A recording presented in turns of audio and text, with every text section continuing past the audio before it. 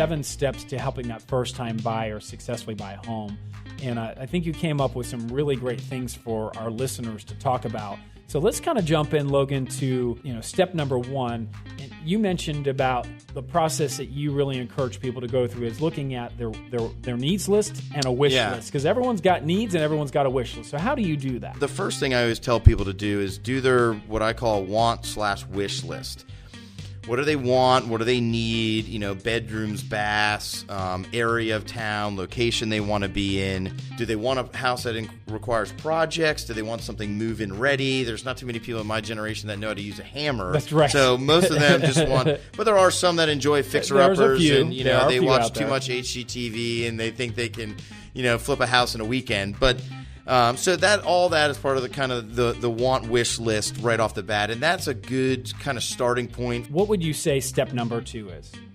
So I think step 2 for me is interviewing agents. And so I always tell people, get referrals from coworkers, family members, friends that recently bought houses, and not just, hey, who did you use, but did you like the person that you used? Did you think they represented you well? Were they professional? All that stuff. And in a busy market, like I was telling you the other day, I mean, some of the questions they need to just ask these agents is, hey, I'm a first-time home buyer. And agents understand the additional hand-holding that requires. But, do you have the time, effort, and energy to spend with me to really help me through this process?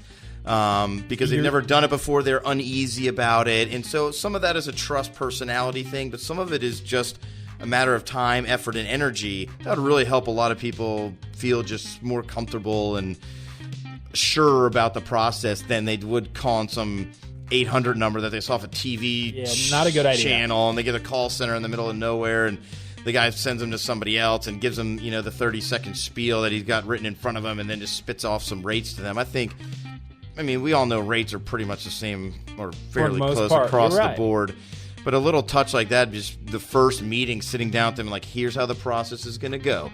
This takes about this many days, and then we're going to do this. Then we're going to order the appraisal. Then, you're going to be approved, and then I'll let you know. I think that really goes a long way for, probably any buyer, but especially first-time buyers. Because all they know about mortgages is what their dad told them.